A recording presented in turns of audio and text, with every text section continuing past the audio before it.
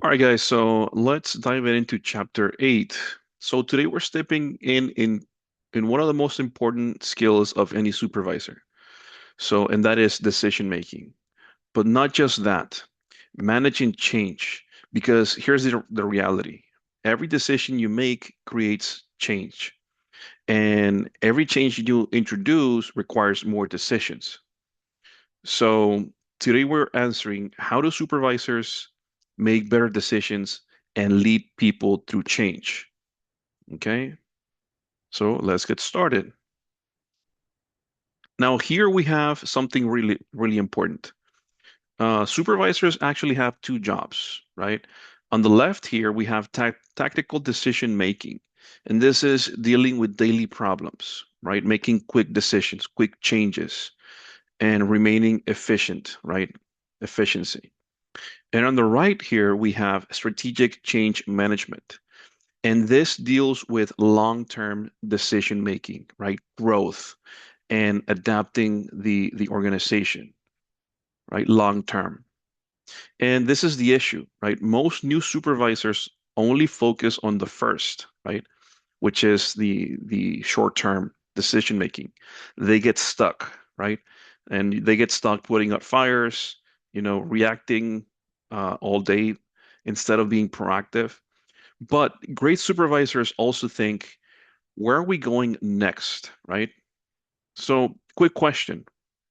Which one of you do you think it's, harder? Uh, uh, which one is harder? Decision, daily decision making, or long-term change, right? Everybody's got their own opinion. So, all right, let's go to the next slide here. So, slide 3. Okay. Now, before you make a decision, you need to clarify. You need some clarity. Now, and here we have this crossroads, right? And the key question is, what do you actually want to accomplish, right? Look at the mindset piece. We call it the appreciative inquiry, right? This is the mindset, which means focus on what's working and not what is broken, right? So instead of asking what's wrong, you might ask, what's the best possible outcome? That changes how you approach decisions. Okay. All right. So now let's dive into the actual decision-making process. So this is your step-by-step system, right? And let me get out of the way. All right. First, you have to define what the problem is, right? Like you have to understand what the issue is, right? Then you analyze the problem, right? Look at every aspect of the problem. Set a criteria, right? You want to, how do we achieve, what does winning look like, right? What does, achieving our goals look like, right? Then you have to develop options, right? Develop alternatives. This is how we can approach the issue, like option A, option B, and option C, right? Next step is evaluate the alternatives, right? Look at the best viable option for you to do in, solving this problem. You take the best option, obviously. Step 6 is you choose the best alternative, right? So go with the best and just follow up, you know, uh, follow the best alternative, and at some point you have to evaluate and appraise if this in fact has resolved the issue. If not, we might have to trace back and try again. But here's the key. Most managers skip steps. They want to jump from the problem to the solution, right? And this leads to bad decisions. So good supervisors follow the process, right? Okay, let's go to the next one here. So this is where strong decisions start, right? We have to define the problem. This is step 1, right? The 5 Ws, we call it, the 5 Ws. So what happened, right? Or what is it? Uh, when, where, who's involved, and how do we know, right? So these are the 5 Ws, right? If you answer these, you have successfully defined the problem. Step 2 is analyze. You can do what we call the fishbone diagram, right? And Problems have multiple causes, not just one. So, example for the here in the slide, we have equipment, people, management, materials, right? So, this is just a way to lay out, the kind of like the cause and effect of, what the problem is, right? So we have, some of the equipment is older, it's very slow. Some of the personnel have some issues, right? So the management style is not working effectively.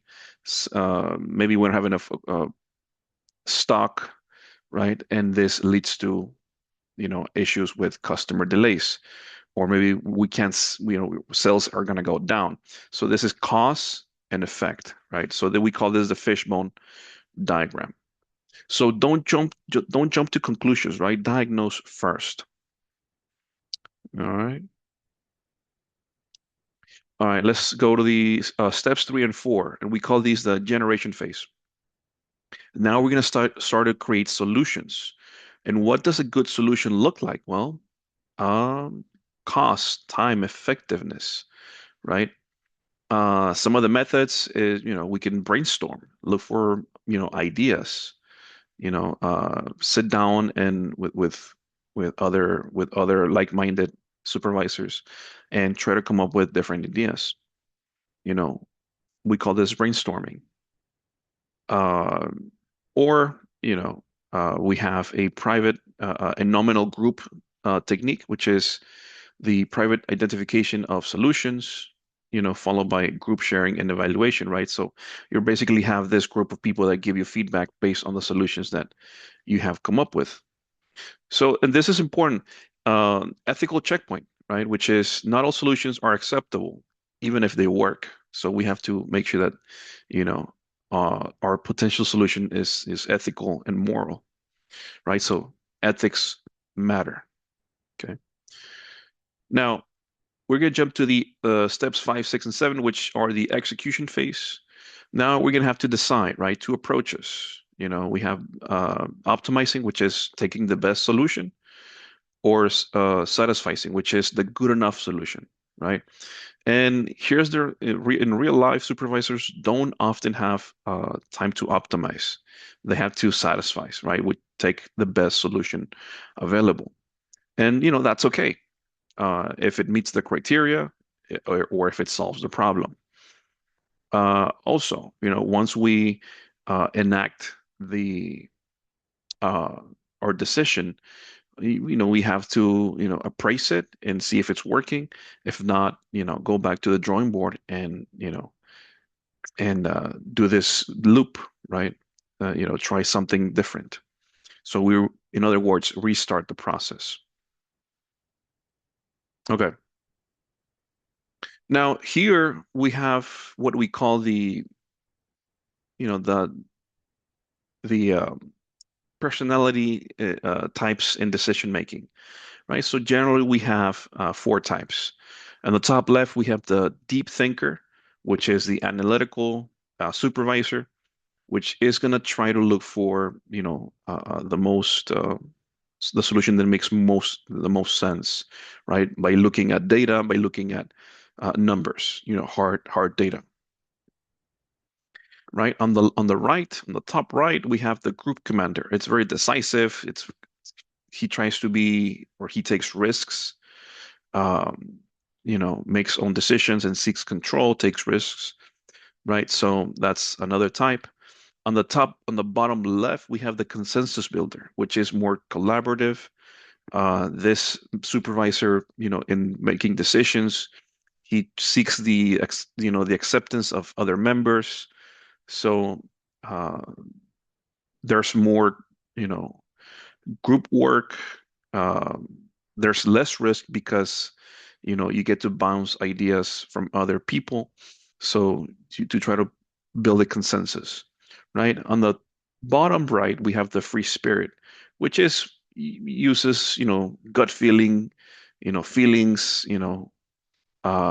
uses humor, it's more like a free spirit. So everybody's different, right? But the only thing that we should avoid is being the abdicator, right? Which is the type of manager that says, you know what, this is not my problem. I'm not going to even think about it, right? All of us, we fall in somewhere, in all of these, right? Deep thinker, commander, consensus, or free spirit. But we should always, always, always avoid to land here, right? This is bad, right? This is, what we call it, the abdicator, which basically avoids decisions at all. Okay. Oh, hold on. Now, just one last thing about these styles of decision making. There's no perfect style, right? All of us are different, and all of us, we mix and match sometimes depending on the situation, and that's completely fine. But we should be aware of our default that comes in handy. Okay. Now, supervisors don't just solve problems, right? We have to prioritize them, which we have to ask a couple of questions, right? How serious is the problem, or how extensive is the problem? Does it need immediate attention, right? Who is affected? What does the employee suggest, right? Because we might not only have one problem. In some cases, we're going to have a couple of things that we have to take care of. And knowing the priority and knowing how this affects the organization, um, we should, look at what we're going to tackle first, making priorities and tackling priorities first. And this is huge, right? Your job is not to solve every problem immediately. Your job is to decide what needs attention first. Okay. Now we shift to change, right? Change often comes from unplanned events, but here's the truth, right? Some people resist change. Well, why? Because it disrupts stability, it creates uncertainty, and it threatens comfort. Let's say that you have identified a problem, a decision's been made, and your decision is going to bring about change. In the workplace, a lot of employees are going to try to resist change. Why? Well, because employees become comfortable after a while and they know the process and they don't want to change it. Um, it disrupts what has been done before, and overall, there might be some pushback. Now, but I love this line because, all progress is change, but not all change is progress, right? So supervisors must guide change carefully. Okay. Now we have three key tools, right, to overcoming resistance, right? We can try these, doing some of this when there's pushback. We should and try to make people trust us, right? Trust goes a long way when there's resistance to change. You know, uh, we should always make them feel like we care with candor and competence, right? We should always explain why, right? This is a big one because if we explain why, then it might make sense to them, right? So provide information and explain what's going to happen and why, how it affects the department, how it affects the company. Participation, right? Let employees be involved, right? And this is key because the more they participate, the more they feel like this is in their best interest. This makes it easier for them to take ownership of what's happening. And this idea of the cascade strategy is change isn't just announced, right? It is implemented step by step across the organization. So just have that in mind. Now, proposing change upward, right? Sometimes you aren't the top decision making, right? So how do you propose change? Well, step one is gather the information, right? Do your homework, look at costs, look at prices, look at the data, productivity. Number two, consult others, right? Check the idea with other supervisors to refine it, to make it better, right? Write a proposal, right? That makes sense. Just write a report, write a memo, written proposal, and then step four is to present it, right? So be firm, be convincing, and just try to be patient and empathetic. And I love this mindset because we should they call it the Gardner mindset, right? And I have this quote here. I have never seen a successful organization leaning a learning program rolled out from the top. Every change process that I've seen that was sustained and that spread has started small, start creating a change with a pilot program is a growth seed. It starts like as a seed and it grows out of that. All right. All right. We're almost done here. So now change implementation loop, right? So this is a cycle, right? Recognize the need, provide the information, address resistance if there's any, encourage participation, implement and adjust. And here's the key, right? Change is never one time. It's a continuous process. Okay. Now, organizational renewal, right? This is the big picture, right? We have three pillars, right? What needs to be changed, right?